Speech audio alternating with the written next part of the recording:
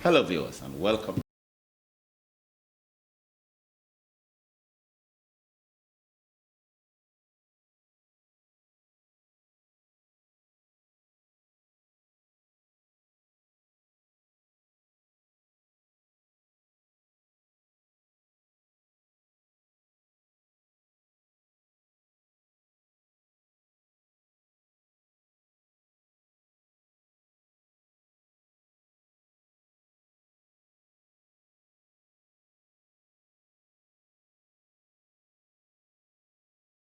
And even in the wider world. All right, so let's look at the first one and then we'll actually comment on the other side of the video. Who taught you to hate the color of your skin to such extent that you bleach to get like the white man? Who taught you to hate the shape of your nose and the shape of your lips? Who taught you to hate yourself from the top of your head to the soles of your feet? Who taught you to hate?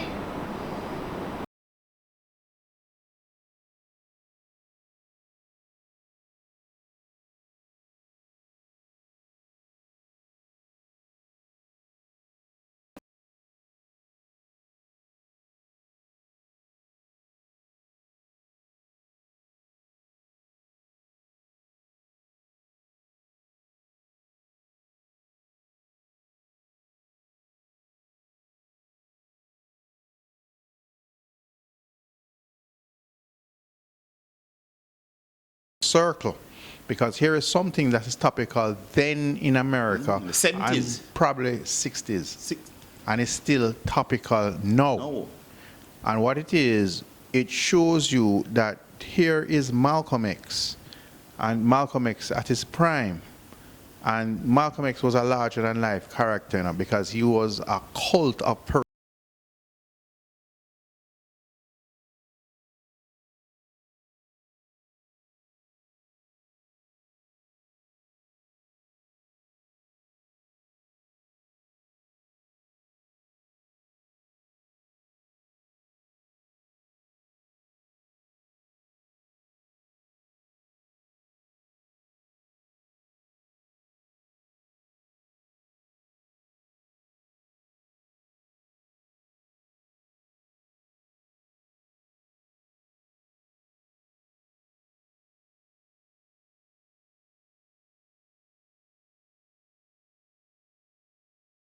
why is it you're hiding from yourself? Now we come to Jamaica now, where this is trending, and you ask yourself, what is it these people are hiding from? But also, on the other flip side of the coin, what is it you're trying to become? You're running away from yourself, like Bob Marley said, but what are you running to? And most people who defend your bleaching have a classical case to say them being lighter skin promotes a better lifestyle for them, better results out of this life. Some girls will tell you, say, nobody no notice them till them start bleach, but chromas. But you see, the thing is, for me, my interpretation of what I'm seeing is not so much of getting the results from bleaching, but they want to show people that they're bleaching. Okay, yeah. That, look, I am bleaching. Not for the result of the color. But there's also a status symbol in it also. When you have people of a certain mindset, they want to do what the crowd is doing. A famous philosopher once said, asked the question, why do you think people smoke? It's because other people smoke. Okay. Anything in popular culture that people are doing, whether it's a dance, or it's a hairstyle, or what they're drinking, or what they're wearing, it's because it's become a part of popular culture. A lot of people are doing it. Okay. 10, 20 years ago, certain styles, people custom. I said, what kind of foot shoes you're wearing? What kind of barefoot pants you're wearing? Even the Rastafarian locks. Now everything turns style, because guess what? There's a multitude. It was a fad before and then it upgraded to style. Yeah, because a lot of people are doing it. People now feel comfortable because they are not alone, so it becomes a style. Now, Malcolm X was saying this to promote black culture And black the awareness. and black awareness. Do we have anybody of popular culture, whether it be a popular entertainer, whether it be a person of religion, whether it be a politician, whether it be somebody who's just taking up this as their mantra to eliminate it and eradicate the bleaching? We don't have nobody of importance to lead a charge. But you see, the thing is important. You need somebody that somebody will listen to and persons look up to. Let me call a name. Say, for example, you had a Shaggy, Okay. or you had A bounty killer. even a bounty killer. I'm trying to look apart from the entertainment world. And, Whether and it the be thing a, about it is so current right now, you know, because it was late last year. I was on the Portmore Mall, and some persons from the Ministry of Health actually came to one of the shops on Portmore Mall and was taking out like boxes upon boxes of bleaching cream, you know. Right? And I understand that it was the second time somebody had to visit them and they confiscated the bleaching cream and so on. So it's actually illegal. Right? So a lot of our persons need to understand. And the reason why it's illegal is because it damages your skin. I beg to differ. I'm not sure if it's illegal or it was brought in as contraband. Oh. No, I don't think there is some, because remember, now, most of these things are pharmaceuticals that have other Okay. uses. But let me not swear on that. It may be illegal. But the rapid use of how people are getting access to it and mixing different chemicals Yeah, man. to get their popular shade. The thing is, Jamaicans are a free will and free-spirited country of persons. We do what we want, and many persons do what they want with the full knowledge of all the hazards, all the defects, and all the ill that those things will be begotten. So the thing is, Jamaicans go into this eyes wide open, head first. Now the thing is, popular person that they respect speak about it. There is a subculture, and the subculture give it rise because Jamaica with these set of people, and it's becoming popular. This person is doing it, that person and or this person, because people start talking about the different shade of bleaching that they get. So you have different topics. Oh, I like your bleach, your tone set good. Or you know when to brighten it up, you know when to tone it down, you know when to get this effect, you know when to get that effect. So there's a whole different culture for me and you which are oblivious to it. When we hear them talking, we have not a clue. It's like a person who is into horse racing.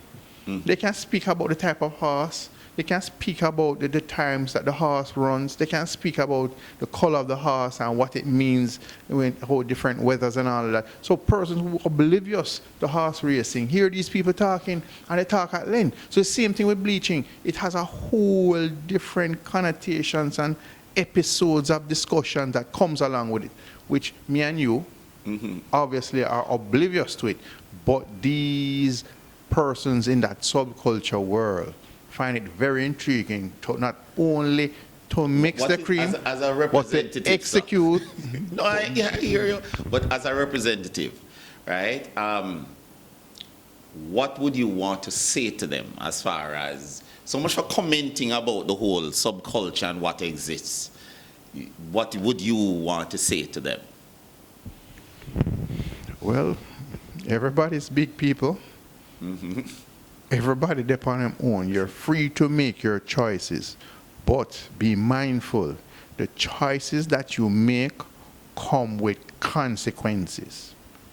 One of the immediate consequences of these choices is when you go seriously hunting for a job. Now, you will be going to work, say for example, in the food industry. Many persons don't want to see somebody with their skin bleached out and their hands bleached out, damaged. serving your food. Persons who have an office probably don't want a doctor's office. If you are a nurse or you're a practical nurse or you're a receptionist, most people don't want you in their office with that type of thing because it gives off a certain look, not only a professionalism, but health-conscious person and safety-wise. So you think about that when you are applying or you're trying to get yourself in a working world. In the long term, it does irreparable damage to your skin that cannot be reversed, and that is something in the long run you will have to live with. Okay, well, so we're getting the signal from the cameraman. We'll have to go for a break, so we'll be right back. Do you need your wedding videotaped? Do you need a commercial or an interview done? Then call Sunshine Video Production. We videotape and edit functions, graduations, stage shows, music videos, and even funerals. We have a video studio and offer help with your marketing and promotional planning. So WhatsApp or call us at 883-0525. Welcome back, viewers. Still here with Councillor Hamilton. And Councillor Hamilton, I realized that you really wanted to comment on this video. You know, it's a very interesting one. It has to do with foods and the food industry of the future. So let's look at the video, and when we come back, we'll speak to, you know, different issues having to do with it. I've got 3 predictions. One is that in the next 10 years, the dairy industry, as we know it today, where cows produce milk, will be gone.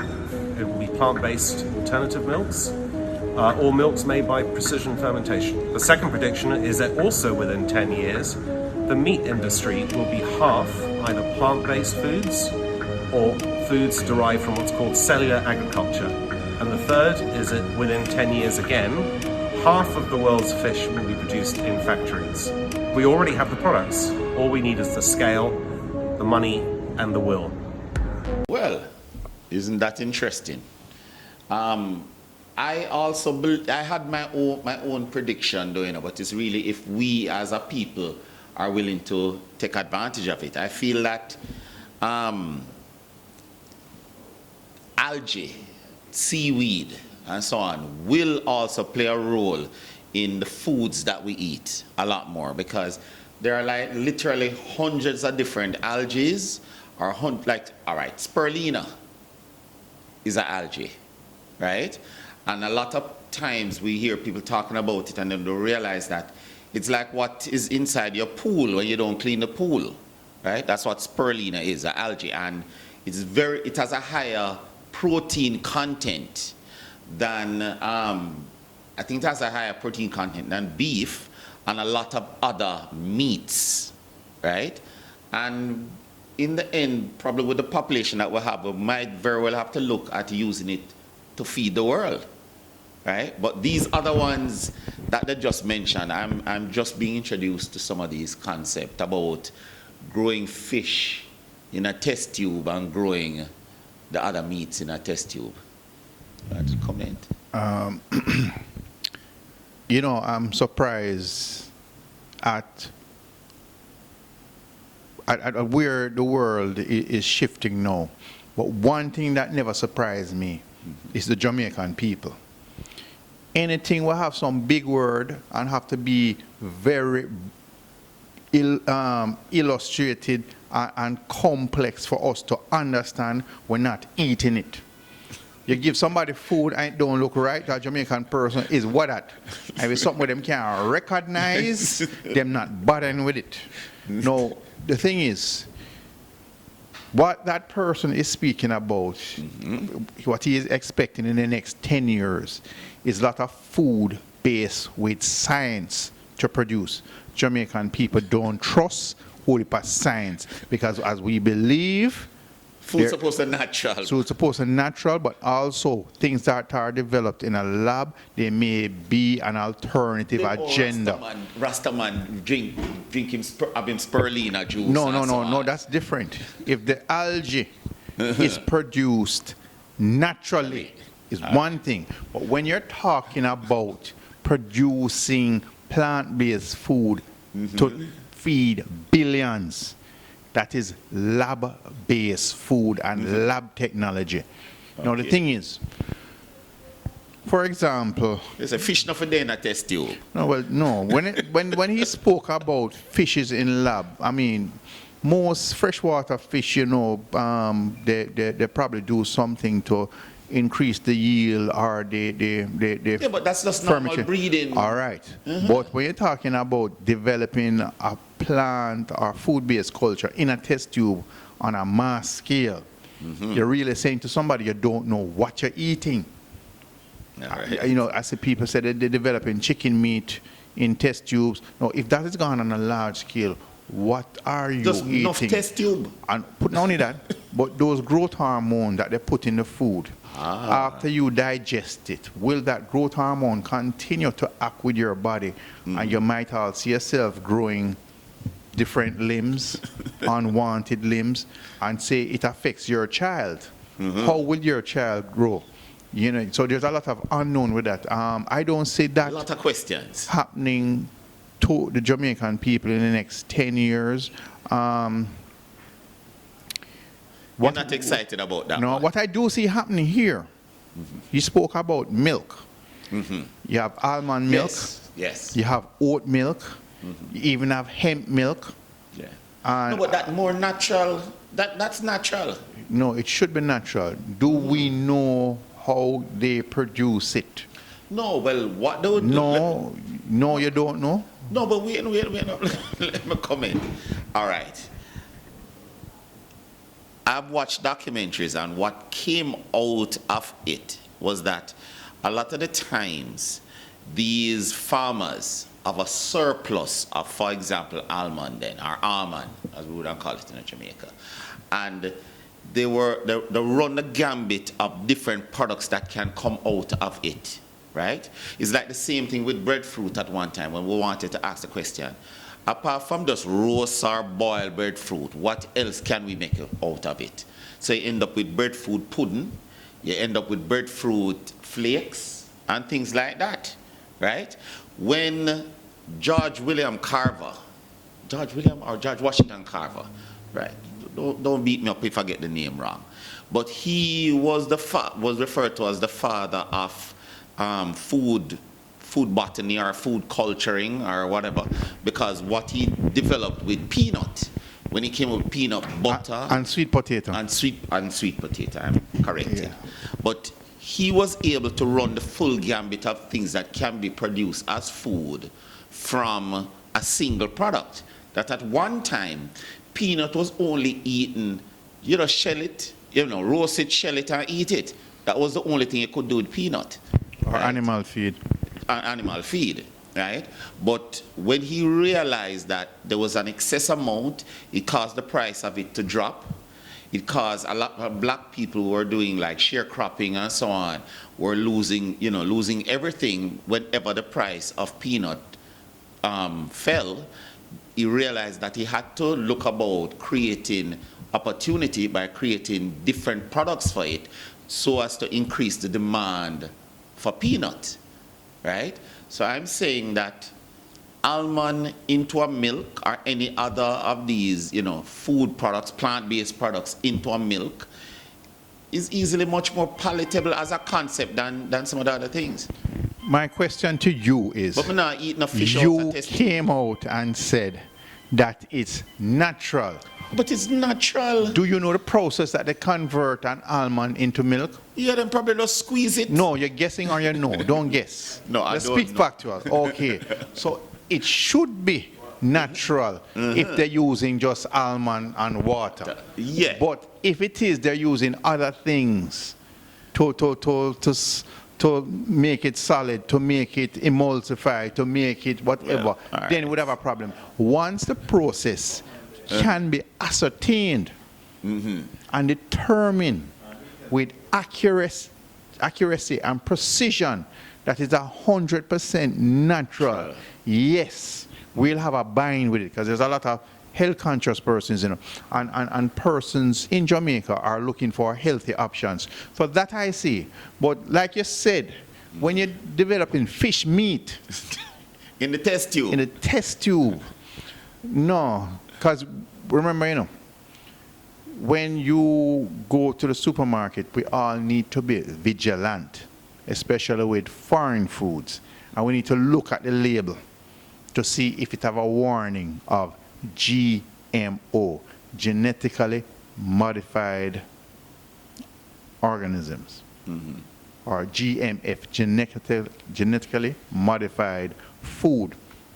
No, there is a danger with that when you go into a lab and you specifically develop a chicken not to grow any feather so it can take a longer time, or it has an enhanced breast or give you more poundage, that at the end of the day still have chemical reactions with your body.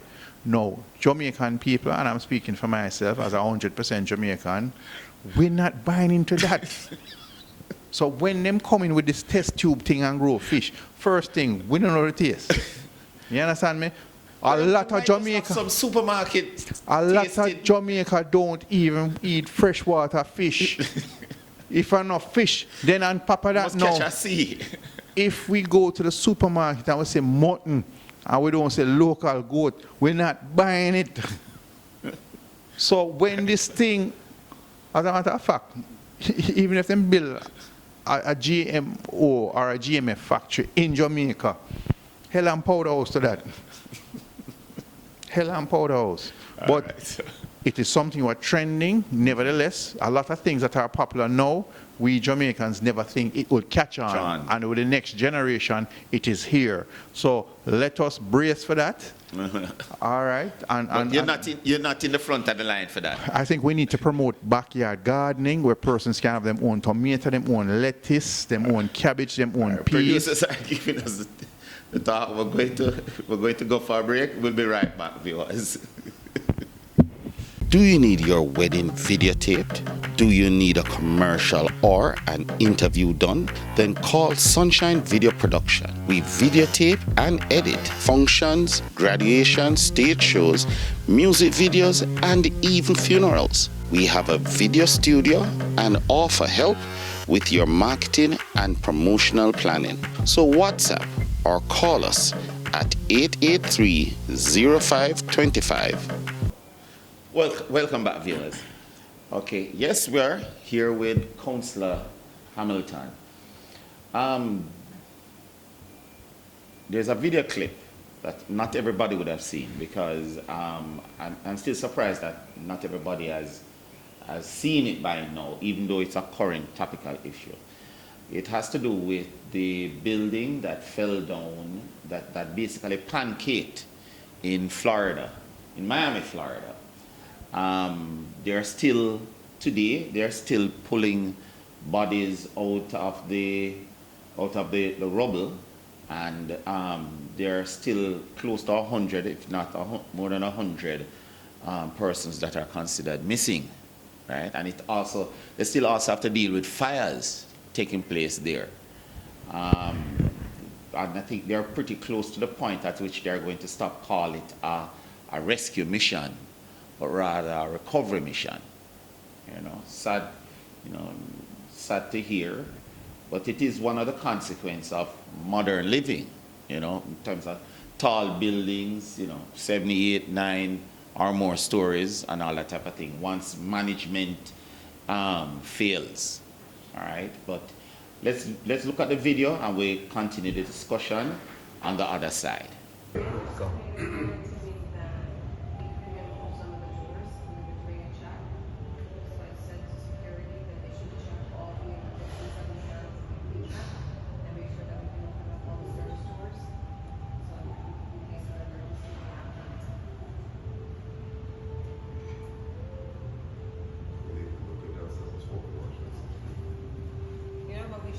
All right, welcome back from that video clip.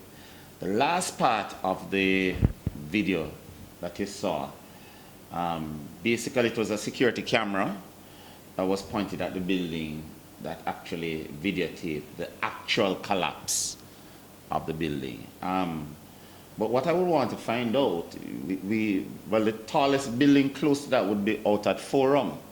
That would have been the closest building. In Portmore. In Portmore. What are the standards? What is involved in, recertifying buildings in Portmore or in Jamaica? Well, Portmore, that's where you're about. Portmore, as a member of as a representative, and I think you're on one of the committees having to do with infrastructure at the Portmore municipality. Give us an idea of what would be involved, or clear up my misconception if there are any. Well, I am a member. I chair the physical planning committee. Now, the thing is, so we deal with zonings and where certain buildings are or are not to be built, and the type of buildings that you can put in certain areas or add to your structure. Now, in such a case as the forum building and high-rise building, now, prior to us giving approval for all the works to continue, yes, we know that it was built some 20, 30 from the 70s. Mm-hmm. That building was built, so that's over 50 years ago. Yeah. Prior to us giving the approval, the owners of the building or the developers would have to send us reports from structural engineers. Unfortunately, our budget is not built to have in-house engineers, but we would have recognized and reputable structural engineers to check out not only the columns, the load-bearing columns. We have geologists to check the soil type. How has the soil been shifted? So it would still be the persons who own the building who would still have to who would still have to pay for that type of study to be done. For that study to be done, and as I said, not just any body will pick up and carry to us. Okay. Because persons would have their own interest, but so we would use reputable. So you have a short list? So we have a short list, yes. And in Jamaica, I would say we are qualified, or we have a lot of qualified persons in that respect, and where we see the standard and the type of equipment and the science and the technology behind it has improved over the years. So they would prove to us that, look, this 50-year-old building at all levels would have this defect or that defect, how it can be shored up, and they will make their points. And also they would say to us, yes, it is sound. The load-bearing columns are still standing up. They can bear a weight of that, the height that it is. The displacement on the soil is still intact for it to be that. And also where they find certain things not up to par, recommendations would be made. And these things would have to be done either prior to or during the process of construction. Just to add, every step of the way at intervals, reports from these structural engineers and also our engineers at council would have to go and inspect and make sure that constructing or renovating is still up to par and up to standard. All right. With that building, some of the things that I found out is that in Miami, they do a 40-year, and then after that, I think it's every 3 or 4 years, it is, no, I think it's every 5 years it's recertified after that first 40 years, right? What I would like to ask is, for the Jamaican situation or for the Portmore situation, what is our equivalent standard or reporting standard when compared to what would have been the Miami standard? How do we operate here? After how long do we have the first recertification? When you say recertification, I mean after it was certified before. Our standard would be different from the Miami standard. And I am aware that we know that all buildings basically have we give a warranty for 30 years. Okay. I know electrically, the electrical wiring has to be recertified again. In some cases, for our Portmore homes, we recommend that the whole house be rewired After how long? Structure after 30 years. After 30 so they're years. just basically a warranty that you're given on that. Now, buildings over a certain height, you know, after a certain while, it's on to the owners. We're asking, you know, that persons be cognizant.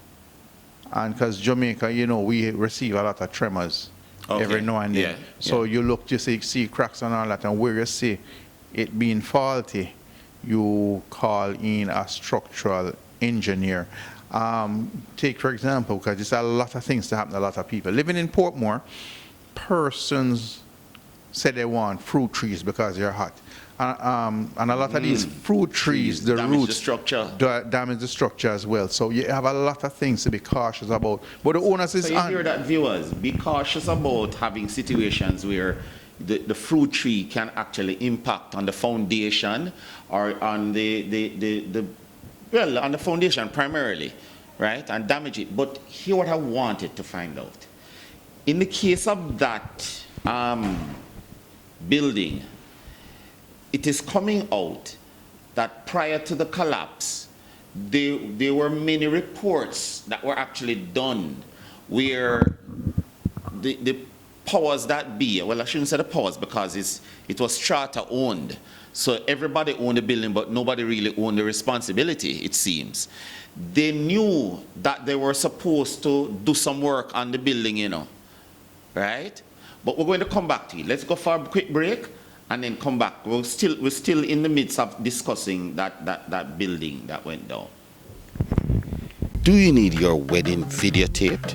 Do you need a commercial or an interview done? Then call Sunshine Video Production. We videotape and edit functions, graduations, stage shows, music videos, and even funerals. We have a video studio and offer help with your marketing and promotional planning. So WhatsApp or call us at 883-0525.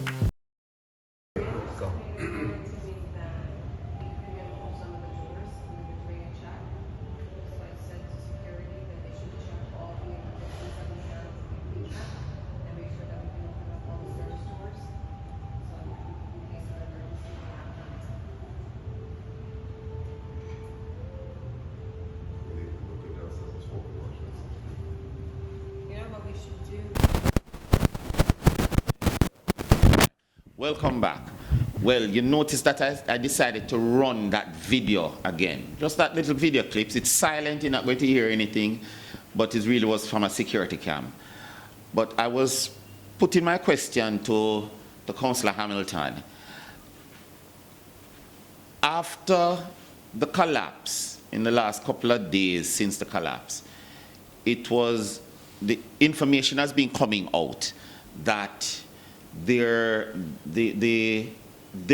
were reports given for that the building had issues, right? There was a lot of situations where there were corroded iron, that the iron was corroded, and the cement and so on, and the blocks were actually flaking off and things like that. Now, my question is this. If it is that a building, especially a big building like that, this question would be for any one of the municipalities and so on. What are the powers of the municipality if it can be noticed that there's a building that has issues and you write a letter to suppose it's the same strata, you know.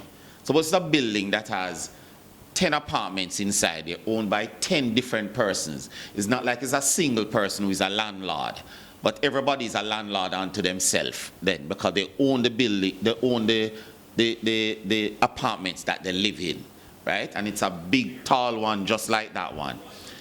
What would be are there any repercussions if you, as the municipality, so whether Portmore or even say KCC, what are the powers of the municipality if you look on this organization, this strata, and tell them that, listen, these are the things that need to be done, and 6 months and a year pass, 2 years pass since you tell them that these are the things that could impact. It's not as though you're going to wait until the building collapses.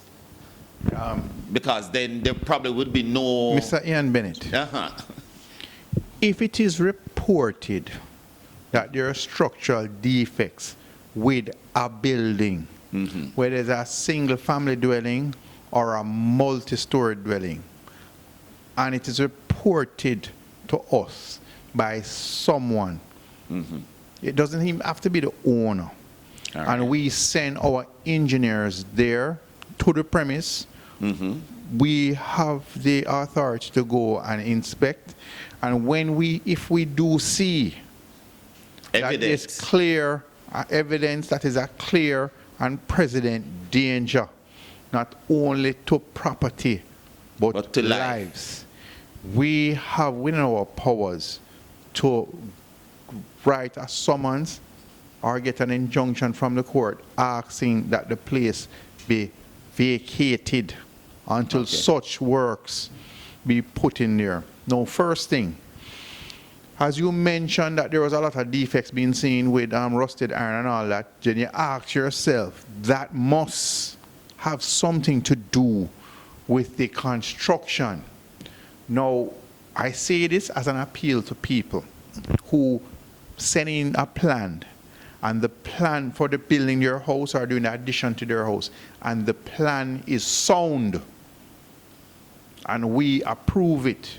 But then when your contractor goes to build it, he cut corners. No, but that wasn't the case with this one, though, you know? No, well, put it this way. Let me say this. All right. The mere fact that out of your mouth you mention that these cracked and defects were Yes. found, it has to do with a fault in the No, construction. In this case, this is what some of the structural that like the different names, the CNN and the MSNBC, when they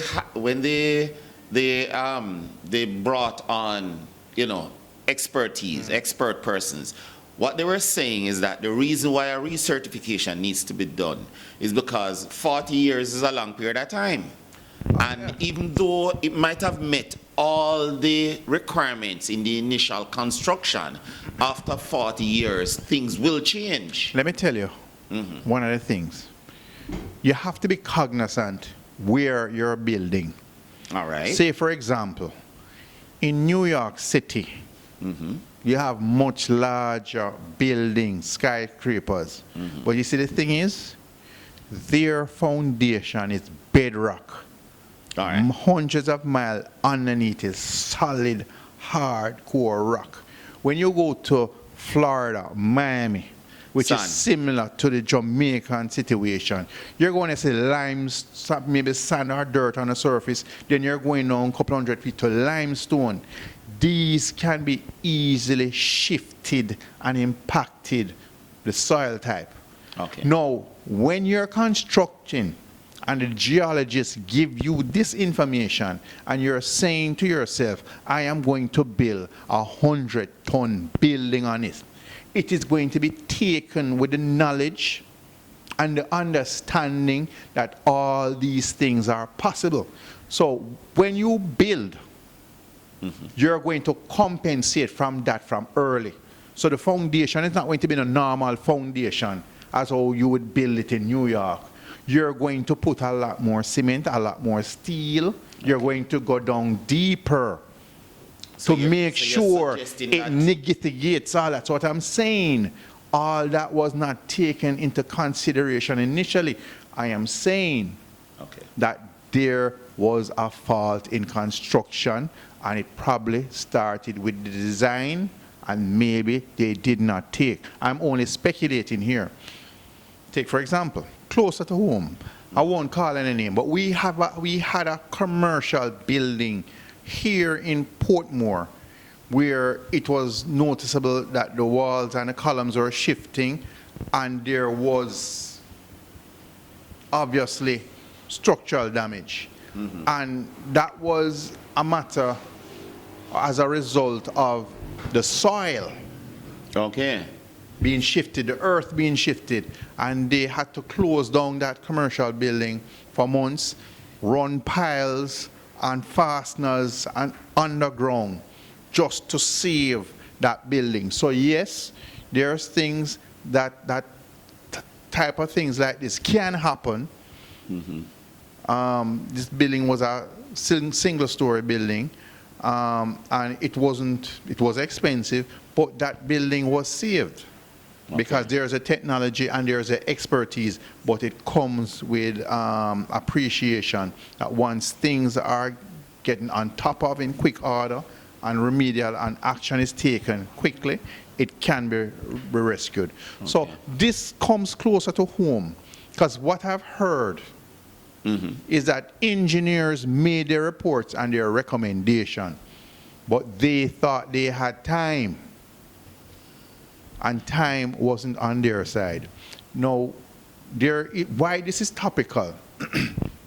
Because if you drive through Kingston, you would see a lot of what I call high structural, multi-story building being constructed. And there's a school of thought that, as I said earlier, if you're building these buildings, the foundation have to be compensated based on the soil type, what we have in Jamaica. I'm only hoping. Engineers will tell you, anything can be built, but you have to compensate for it. So you might see a big building and you say, okay, as per customary, if you're going a certain height, the foundation has to have certain requirements. For going that extra super height, they might have to purchase more land and firm up that structure. And although that place might never be walking on or habited, it has to be in that frame, that the building can be supported by that structure. So there is a school of thought. I know they're trying to improve the density by going higher and not wider, but it's something Jamaica needs to take into consideration. Our soil type, what we have, and not because we see other countries have it. We have to know that we have limitations living here in Jamaica. Okay. Well, at the end of the day, what I would like to say is that I would hope that the powers that be and so on would take all of these things into consideration, because I don't think we could handle a disaster like that. But let me say this. Rest assured, citizens of Portmore, the city municipality of Portmore has the expert and we have the technology in-house to make sure and prevent things like these from happening. Persons might come to us with their plans and they say we're being hard on them by turning their plan from being approved. But these are things that we have can't approve it. We have training for. And I mean, simple thing, when you build and you start, each step of your foundation, we have to see the type of steel work is done, how it is tied, how it is constructed, how it is laid before we approve that. Before concrete is poured, you're going upstairs, we make sure we see how your columns are tied, how it is structured, how it is spaced, to know the type of load bearing that it can take. So sometimes your architect or your draftsman will come in and do a pretty drawing, but the inner workings of it has to be approved, and we go through it meticulous using scientific methods and modern advancement that is now available. So don't think we're being rude or just being difficult. This is exactly why we're doing, to make sure certain things that don't happen. All right. And your building that you're living in will have a shelf life not only for yourself, but your family and generations to come. So I can say proudly that we have faith and confidence in our staff at the Portmore Municipal Council. No matter how difficult you might get going through the process, but it's a necessary process. And long and short, it's also for your own benefit. Most definitely, most definitely. Well, wrapping up this segment, and we'll be back. Just going for a quick break. Do you need your wedding videotaped? Do you need a commercial or an interview done? Then call Sunshine Video Production. We videotape and edit functions, graduations, stage shows, music videos, and even funerals. We have a video studio and offer help with your marketing and promotional planning. So WhatsApp or call us at 883-0525. Welcome back, viewers. We are going to look at another video that is now, it did it rounds, but I consider it very topical for the Jamaican scenario, or the Portmore situation, Portmore, Jamaica situation. In the video, one of the persons who was targeted by this video, his comments seem more like he was just using his head, as far as I'm concerned. But then somebody might have a different opinion on it, and that's why this is not an Ian Bennett show. We have other persons on the show who probably would have varying opinions when compared to mine. All right, so let's run the video and we'll talk about it on the other side. We're following breaking news out of Pompano Beach, where migrants have come ashore this morning. Sky 10 capturing a boat pressed against a seawall nearby. Let's go now to Local 10 News reporter Syra Onward. She's live at that scene with some breaking details for us. Syra, what can you tell us?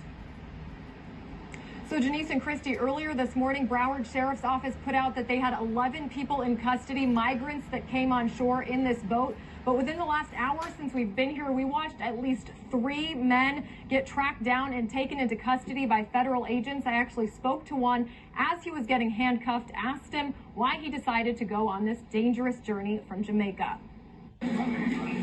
Our cameras rolling as federal agents and Broward Sheriff's deputies arrest multiple men they say arrived on board a migrant boat. While handcuffed, this man tells us why they made the trek from Jamaica to the Bahamas, then to Pompano Beach this morning. Fear killing going on over there. Really want to leave. Want a better life. No life is in Jamaica right now. David Doobie says he was at the inlet in Pompano Beach this morning when he made this cell phone recording of the boat. Just coming real slow, zigging and zagging. You could tell something wasn't right. Sky 10 shows the migrants' boat after it crashed into the seawall. Marine patrols pulling up to it when the intense search for the people on board ensues. Broward Sheriff's Office says around 8:45 this morning, the boat carrying migrants came ashore along Southeast 28th Avenue and Atlantic Boulevard. I just saw a man run through our yard. Mary Cheever tells us she was afraid one of the men from the boat was going to enter her house through the open front door. She says thankfully that didn't happen. It was scary, but I'm just glad that everything's over. But it may not be over. After taking a dozen of the people who may have been on board the boat into custody, agents continue searching the area. And we're still seeing agents around the water. We've seen them checking empty structures, homes, storage units, even dumpsters. These people will likely be taken to a processing center where their fate in the U.S. is still to be determined. That's the latest live in Pompano Beach. Syra Onwar, Local 10 News. Syra. Welcome back, viewers. As I said before, we went to the clip. There are parts, the statement to me, I'm not going to tell you that Jamaica is perfect. It's not, right? However, sometimes they create the atmosphere that, it's not as though it's the worst place. And so, but to me, that gentleman looked like he was just using his head, all right? It's probably the quickest thing to say when you're in handcuffs and you're being dragged off somewhere. There are other things he could have said. And probably that's the biggest thing he could have said. So, let's go to Mr. Hamilton. My opinion right now probably is the most weary opinion. Well, in terms of what the gentleman said to the camera, the little that I do know of American law is that whether you're illegal or you're legally there, everybody has rights. And he has a right to appeal or to claim that he has a valid reason to stay, or why he should not be deported or returned home. Now, he has many options in front of him. He can seek asylum, whether it be to say that he's being persecuted in Jamaica for political reasons, or he's in fear of his life because his life is being threatened, or maybe because of his sexuality, his life is being threatened. There's a lot of reasons why persons can apply for asylum there. Now, he had the opportunity now to give a valid reason. He states that there's a fear, he's in fear of his life because of that. Now, if he can prove such, I don't know the gentleman. I don't know his circumstances. I don't know where he's coming from. I don't know his reasons. But if he can prove such to the American authorities, maybe they will give him a listening ear, and maybe his case, he might be in anguish in INS facilities for a couple of years until his case is proven yes or no. But everybody has rights according to American law. So he's just giving a reason. Maybe it's a selfish reason, he's trying to pull a fast one, or maybe it's legitimate reasons. We don't know. What we do know, worldwide, there is a trend from the last 5 years where persons are leaving their country and seeking to go elsewhere. If we look in Europe, Italy, Spain, Germany, as we know, persons are leaving from the African coast, Tripoli, that's in Libya. We have persons as far away as the Middle East, Arabian countries, Iran, Iraq, fleeing war zones and reaching Libya and taking boats coming over. We have heard sad cases of boats being toppled over. I think there was the other day, there was a country, was it Turkey, that there was complaining that Turkey didn't like a ruling that Spain had, and because of that they relaxed their borders and allowed over 300 migrants to reach into Spain. Now, once these migrants reach in these countries, these European countries give them rights where they are processed. At one point, Italy, because of the government that they had a nationalistic government, and they said they wouldn't dock these boats, and these boats have to be begging international partners to let the boats dock to leave these people off the boat. But so, it's no stranger to the Jamaican tradition, using that word, where we have to migrate using any means necessary. When we're in prep school or high school, we hear the joke about the man painting himself green and going on a banana boat to England, and the bowl of the banana ripe and him still green. So we have used different methods to go over there, and I only think that the methods will increase. As you know, due to COVID, we're facing a lot of hard times, and worldwide prices have been increasing. Fuel prices also have been increasing. So the living standards have gotten very, very difficult. And as it is now, where Jamaica is at, persons feeling that there is no hope here for them, and they'll try about anything. So look to see more. I think what you were making reference to is that in Spain, they're having serious population reduction, both in terms of the birth rate and in terms of people immigrating from Spain to the other EU countries and so on. So what is happening is that Spain is positioning themselves as a country to migrate to. So you have a situation where when the migrants come from outside of Europe, people are passing through other countries like Turkey that you mentioned to go to Spain, and they're actually wanting to allow persons to pass through rather than to stop in their culture.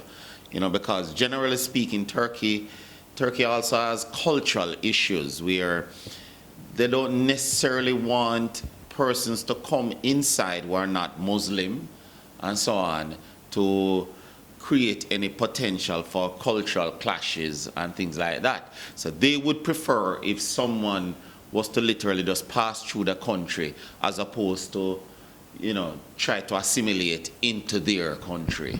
that type of thing. As we know, some years ago, the Chancellor Angela Merkel agreed to take $1 million. $1 million, and not only in Germany, but she pushed the cause for other European countries to take some of these migrants as well. And that is what has become so attractive. But, you know, some of these migrants are going to face different cultural issues, like you say. Not only just you being a Muslim, but the type of Muslim, the sect of Muslim that you Yes. are. Germany, as we know, is a very racist country, and we have these neo-Nazis practicing the German culture. Some people are welcoming them, some people are not welcoming them. There's a language barrier as well. So it is a difficult choice, but then you look at some of these people and say, where are they coming from? And the risk they take with the family. We look at Iraq and these countries that ISIL or ISIS has war-torn and bring it down. Syria and all those cases, they're running from total destruction, starvation, and devastation. So anything is better from where they're coming from right now. And the world is right now a mix of different cultures in every different community. So it is something that will continue as far as I see it. Okay. All right, well, that's it for me. We're going to go to, no, that's the end of the program. Viewers, thanks for joining me and Councillor Hamilton. Hope to see you soon at our next episode of PORTMORE Talk. Let me say special thanks to our producers and special thanks to my co-host for the day, Councillor Hamilton.